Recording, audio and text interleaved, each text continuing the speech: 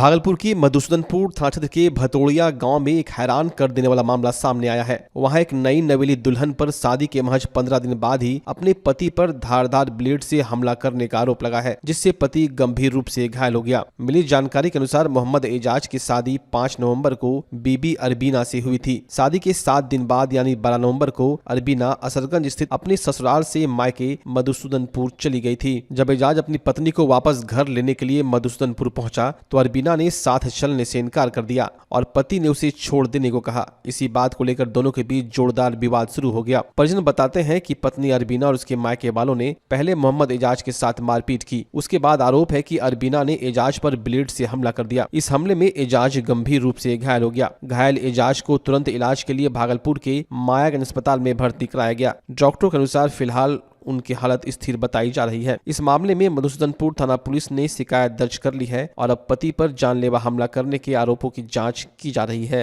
ये घटना हमको फोन करके बोला लिया, हम आए कि चलो मेरे साथ घर, तो बोला कि हम अब जेबे नहीं करेंगे। कौन फोन करके बुला लिया? मेरी पुतहू। आपकी पुतहू, आपके बेटा को? नहीं, हमको, गार्जियन को। आपको भी बुलाया था? हाँ, आपको, हमको भी बोला है। अभी हम तुरंत उतरवे किए थे और मारपीट शुरू स्टार्टिंग कर दी। मारपीट कब हुआ है? वही 2 बजे के लगे। 2 बजे के लगे। 2 बजे के लगे। कहाँ हुआ है? भतोड़िया में। कब शादी किए थे? 5 तारीख को। इसी महीना? यही महीना। कारण मारपीट होने का? मारपीट कारण होने से यही हुआ कि मेरा बेटा बोला कि चलो, मेरी बेटी भी बोलो कि चलो, हमको जो अब्बा भेजा है जे सोच को काम भी करके चले जाएंगे घर। मेरी पुतहू बोला कि हम अब नहीं जाएंगे। गार्जियन आना चाह रही थी। हाँ, गार्जियन आएगा तब हम कुछ बोलेंगे। गार्जियन जब आए हम बोलेंगे चलो ठीक है, हम अब जेबे नहीं करेंगे, मेरा फैसला चाहिए। अच्छा, इसी को लेकर मारपीट करने लगा। वही के लिए मेरा बेटा को सामने मिल को मारने लगा, छुरी भोग दिया। झाको है, अरमान है, गंगरू है, बुद्धन है, चिंटू मिंटू है।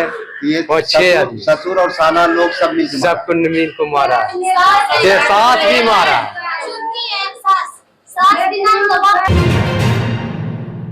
भागलपुर से जमालपुर के बीच 53 किलोमीटर लंबे रेल मार्ग पर तीसरी नई लाइन बिछाने का काम तेजी से शुरू कर दिया गया है। इस महत्वपूर्ण रेल परियोजना पर करीब 1155 करोड़ रुपए की लागत आएगी, जिससे इस रूट पर ट्रेनों का आना जाना और भी आसान हो जाएगा। रेल निर्माण विभाग की deputy chief engineer Hemant Mishra की देखरेख में काम शुरू किया गया है। तीसरी लाइन बिछाने के लिए अब जमीन अधिग्रहण का काम चल रहा है। रेलवे अधिकारियों ने बताया कि इस परियोजना के लिए दक्षिण पटरी के बीच से 83 फीट चौड़ी जमीन ली जाएगी। जमीन मालिकों को जनवरी 2026 से नोटिस भेजना शुरू किया जाएगा। मार्च 2026 तक अधिकांश जमीन मालिकों के खातों में मुआवजे की राशि भेजने का लक्ष्य रखा गया है। मुआवजे की राशि मिलने के 90 दिन बाद निर्माण कार्य के लिए ढांचों को हटाने का काम शुरू कर दिया जाएगा। रेलवे ने जमीन मालिकों से अपील किया है कि वे मुआवजे की प्रक्रिया में तेजी लाने के लिए अपने सभी जरूरी कागजात तैयार रखें। इन कागजातों में खतियान या केवाला, LPC, लगान रसीद, बंध पत्र, शपथ पत्र और आधार कार्ड शामिल है। रेल अधिकारियों के अनुसार यह तीसरी लाइन बन जाने से भागलपुर जमालपुर सेक्शन की ट्रेन परिचालन क्षमता बढ़ जाएगी। इससे इस मार्ग पर ट्रेनों की आवाजाही पहले से कहीं ज्यादा सुगम और समय पर हो पाएगी, जिसका सीधा फायदा यात्रियों को मिलेगा।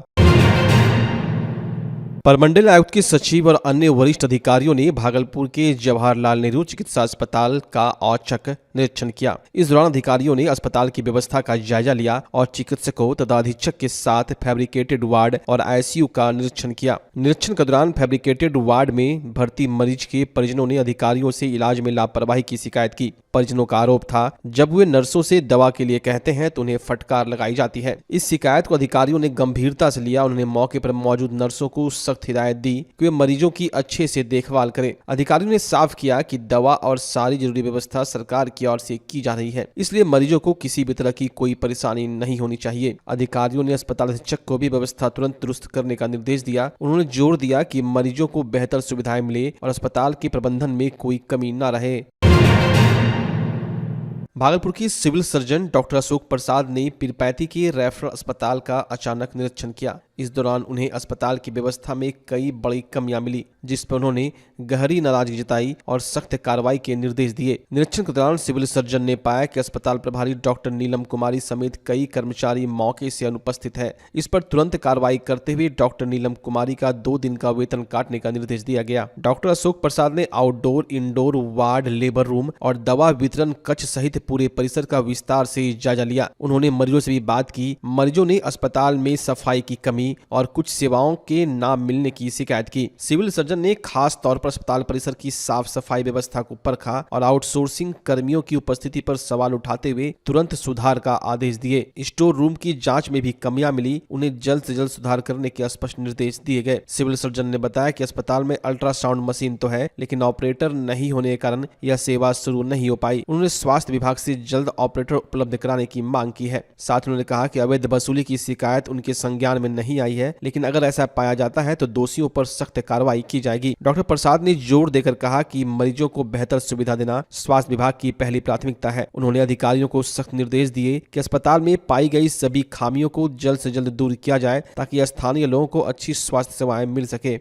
जी हाँ, आज डॉक्टर नीरज कुमार जिनकी ड्यूटी इसीपुर में है, वो यहाँ घूमते हुए पाया गया। उसको मैंने कहा कि अपने जगह पर जाइए और अपना जगह पर काम कीजिए। अगर किसी तरह की लापरवाही आगे होगी तो उस पर कार्रवाई किया जाएगा। प्रसव को लेकर पूर्व में सर पैसे लेने की बात सामने आई है, क्या कहिएगा? तो मेरे संज्ञान में तो अभी तक ऐसा कुछ आया नहीं है। ऐसा अगर डॉक्टर करते हैं तो उसके लिए क्या प्रावधान है? अगर किसी से कोई मांग करता है तो वो लिखित में हमको सूचना देंगे या प्रभारी को सूचना देंगे, तभी ना कोई कार्रवाई होगी। अब मान लिया कि हम बोल दिए कि हमसे पैसा लिया, फिर जांच में अगर उसके बाद पर हम अगर जांच करते हैं, फिर बाद में नकार देगा कि नहीं हमने नहीं दिया, तो इस कंडीशन में मैं क्या कर सकता हूँ? पीरपैती में सर ब्लड बैंक भी चालू होना था, सब कुछ हो गया था। सब कुछ हो गया था। यहाँ ब्लड को लेकर लोग 60 किलोमीटर की यात्रा तय ट्रेनिंग भी दिया गया। वही बात न है, जो ब्लड बैंक चलाना आसान काम नहीं है। उसके लिए तो हमको डॉक्टर चाहिए, ऑपरेटर चाहिए। तो जब तक डॉक्टर अवेलेबल नहीं होगा तब तक मान लिया ब्लड बैंक। सरकार का तो जो नियम है वो कर रही है कि अपनी तरफ से जो भी संभावनाएं हैं जिसके लिए वो दे रही है, लेकिन उसको चलाएगा कौन, उसकी व्यवस्था अभी तक नहीं हो पाती। सरकार सिर्फ घोषणा कर देती है, इसके लिए व्यवस्था सही नहीं बात करती है। जब तक व्यवस्था नहीं होगा तब तक हम लोग कुछ नहीं कर सकते। अच्छा, ये घोषणा से नहीं चलेगा। हाँ, ये बात है कि हम लोग उनके लिए मतलब प्रस्ताव देंगे कि भाई हमको डॉक्टर दिया जाए, स्टाफ दिया जाए, ताकि सुचारू रूप से। तो कभी इसका मांग किया गया है सर? पत्राचार किया गया डॉक्टर की मांग, ब्लड बैंक के लिए, स्टाफ का मांग? नहीं, अभी तक तो मतलब जो आई हुई है बात, उसमें हम लोग ये कहे हैं जब तक आ जाएगा तब सरकार की जो घोषणा हुई सर ब्लड बैंक के लिए, तो यहाँ आपके माध्यम से, आपके कार्यालय के माध्यम से पत्राचार किया गया? जी हाँ, जी हाँ, किया गया है कि डॉक्टर की मांग की गई? जी हाँ। एक सर अस्पताल में अभी जो है कि हर एक मरीज का जो अभी ये हो रहा है, क्या कहते हैं, आपका ऑपरेशन हो रहा है, सबको पत्थर निकल रहा है। सर जांच का विषय है सर, और उसमें पैसा लिया जा रहा है। अवैध वसूली का मामला है सर। पत्थर निकल रहा है, पथरी नहीं होता है, सिस्ट होता है। शिष्ट, हाँ। सिस्ट तो होता सब में निकल रहा है और पैसा लिया जा रहा है। देखिए, वो छोटा बड़ा रहता है किसी किसी में, ऐसी बात नहीं है। वो नॉर्मल कंडीशन है, उसमें कुछ विशेष करने की जरूरत नहीं है। जब बहुत बड़ा हो, जिससे किसी को अगर प्रॉब्लम हो, तब ही उसको निकालने का। यहाँ जितना भी ऑपरेशन हो रहा है सब में वही बताया जा रहा है कि पथरी है, सिस्ट से निकाला जा रहा है और पैसा लिया जा रहा है। नहीं, पैसा लेने की तो कोई बात ही नहीं है, वो तो ऑपरेशन का एक भाग है जी। तो पैसा लेने की तो कोई बात ही नहीं है। अगर इस तरह की कोई घटना हो रही है तो हमको संज्ञान में दीजिए, तो हम उसको देखेंगे। डॉक्टरों को क्या निर्देश दिया गया सर आज? डॉक्टर को यही निर्देश है कि अपने अपने ड्यूटी में सजग रहें। जिनका ड्यूटी है वो ड्यूटी पर मुस्तैद रहें। अगर कोई छुट्टी में जाते हैं तो उनका विधिवत सहमत होना चाहिए और उसके बदले में उनका पर्ची।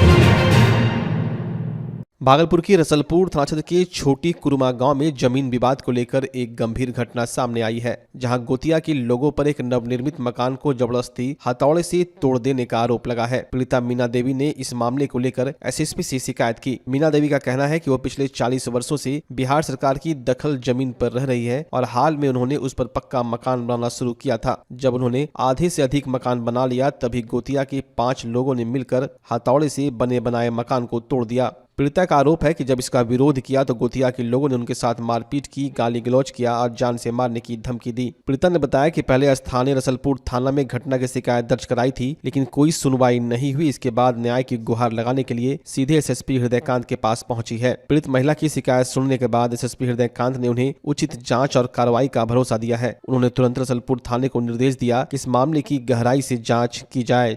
मेरे जमीन पे दखलदानी में घर बना रहे थे, जिसके कारण मेरा चचेरी बहन ने सब ने परिवार ने मिल के तोड़ फोड़ करके कर दिया।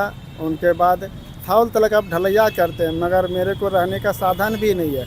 अब हम कौन सा स्थिति में रह सकते हैं? क्या डराया धमकाया जाता है? जी, डराया धमकाया जाता है? हाँ, डराया धमकाता भी है। कहता है कि इस पे अब जो आ जाएगा तो मर्डर है, मर्डर कर देंगे।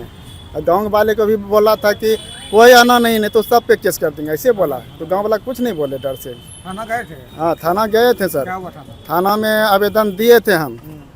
थाना में आवेदन हम दिए थे 19 तारीख को, और 20 को इंतजार करके नहीं गया इतना अथी पे। तब हम जो है ना यहाँ एसपी साहब के पास आए। एसपी साहब बोले कि हम रसलपुर थाना फोन करेंगे, आप लोग यहाँ से आवेदन दे दिए, जा सकते हैं। क्या काम आपका? मेरा घर है कुरमा। भागलपुर में श्रीनिधि इंटीरियो में आ गया है सीजन का सबसे धमाकेदार ऑफर। हर प्रकार के फर्नीचर आइटम की खरीद पर भारी छूट। महादेव टावर में स्थित श्रीनिधि इंटीरियो में एक ही जगह मिल जाते हैं sofa, dining set, bed, wardrobe, cupboard, dressing table, office furniture और प्रीमियम मैट्रेस की पूरी रेंज। साथ ही यहाँ से आप customise sofa, wardrobe, modular kitchen भी बनवा सकते हैं। यहाँ लेमिनेट्स और डेकोरेटिव आइटम्स के लेटेस्ट कलेक्शन भी उपलब्ध है। डेकोरेटिव आइटम में आर्टिफिशियल प्लांट, कारपेट और फर्निशिंग आइटम, जो आपके घर को देगा शानदार लुक। तो अभी चले आइए और मिल रहे शानदार ऑफर का लाभ उठाएं। पता है श्रीनिधि इंटीरियो, महादेव टावर, खलीफाबाग, भागलपुर। त्योहारों और लगन के मौके पर महंगाई को दीजिए मुंहतोड़ जवाब। जी हां, त्योहारों और लगन के मौके पर सबका फेवरेट कॉब लेकर आया है नया डिजाइन और ताजा स्टॉक, वो भी शानदार ऑफर के साथ। जी हां, बाय 1 गेट 3, बाय 2 गेट 6 और सबसे धमाकेदार, कोई भी जूता ले जाएं सिर्फ 800 में। यहाँ आपको मिलता है formal shirt, pant, cotton pant, jeans, T shirt, casual shoes और साथ ही एक्सेसरीज की शानदार रेंज। तो स्टाइल पर नहीं पड़ेगा भारी महंगाई, ये है कॉब का वादा। हमारा पता है DN Singh road, Kharmanchak, Hariom Lakshmi Narayan jewellers के बगल में, भागलपुर। कॉब फैशन का नया अंदाज अब हर किसी के पहुंच में। भागलपुर का पहला NABH मान्यता प्राप्त अस्पताल ओम ENT एंड मैटरनिटी हॉस्पिटल। यहाँ मिलती है कान, नाक, गले और मैटरनिटी संबंधित अत्याधुनिक सुविधाएं। यहाँ ब्लडलेस और दूरबीन विधि, एंडोस्कोपी, ब्रोंकोस्कोपी और मॉड्यूलर ऑपरेशन थिएटर की सेवाएं 24 घंटे उपलब्ध है। साथ ही यहाँ ऑडियोलॉजी और स्पीच थेरेपी की भी सुविधा उपलब्ध है। महिलाओं के लिए मॉड्यूलर लेबर टेबल और सिजेरियन सेक्शन टेबल के साथ 24 घंटे संपूर्ण मैटरनिटी की सुविधा उपलब्ध है। साथ ही यहाँ बांझपन के इलाज के लिए सेवाएं उपलब्ध है। हमारे यहाँ कैशलेस सुविधा उपलब्ध है। हमारा लक्ष्य आपकी सेहत और सुरक्षा। ओम ENT एंड मैटरनिटी हॉस्पिटल, हर कदम पर आपके साथ। नमस्कार, मैं डॉक्टर अजय कुमार सिंह, शिशु रोग विशेषज्ञ, बिहार झारखंड में अग्रणी मेरा स्नेह अस्पताल, जो सबसे पहले बिहार झारखंड में कृत्रिम श्वसन मशीन यहाँ आया, ब्लड गैस एनालाइजर आया, और एक नायाब मशीन क्रिटिकल, जो देर से रोए बच्चे में इलाज में बहुत सक्सेसफुल है, और वह विकलांगता से बचाता है और बचने की संभावना बढ़ती है।